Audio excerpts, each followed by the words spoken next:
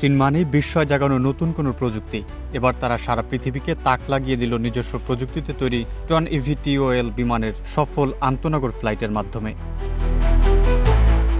সোমবার পূর্ব চীনের জেজিয়াং প্রদেশের কাংনাং কাউন্টিতে সফল উড্ডয়ন সম্পন্ন করে। এটি চীনের সামুদ্রিক জ্বালানি পরিবহনের ক্ষেত্রে একটি বড় অগ্রগতি হিসেবে দেখা হচ্ছে। একই সাথে এটি অর্থনীতিতে আধুনিক বিশ্বে বড় ভূমিকা রাখবে বলেও মনে করছেন নির্মাতারা। উন্নত প্রযুক্তির এই মানববিহীন বিমানটি সামুদ্রিক মালবাহী রুটে নতুন যুগের সূচনা ঘটিয়েছে।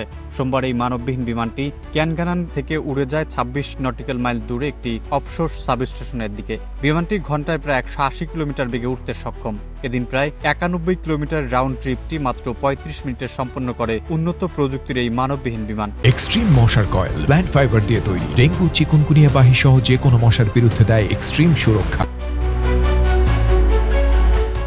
অটো ফ্লাইটের ভাইস প্রেসিডেন্ট সানমিং জানান, সমুদ্রের মতো উচ্চ বাতাস সহ নানা প্রতিকূল পরিবেশে চলার মতো ক্ষমতা রয়েছে বিমানটির। এতে রয়েছে বাতাস প্রতিরোধ ক্ষমতা, সেই সাথে সামুদ্রিক পরিবেশে উচ্চ তাপমাত্রা ও ক্ষয় সহ্য করার মতো প্রযুক্তিগত সক্ষমতা। ইভিটিওএল বিমানটি বায়ু খামারের উপাদান পরিবহন করতে মাত্র ১৮ মিনিট থেকে ২০ মিনিট পর্যন্ত সময় নেয়, যা জাহাজ চলাচলের তুলনায় পরিবহন দক্ষতায় ১০ গুণ বেশি ক্ষমতা সম্পন্ন।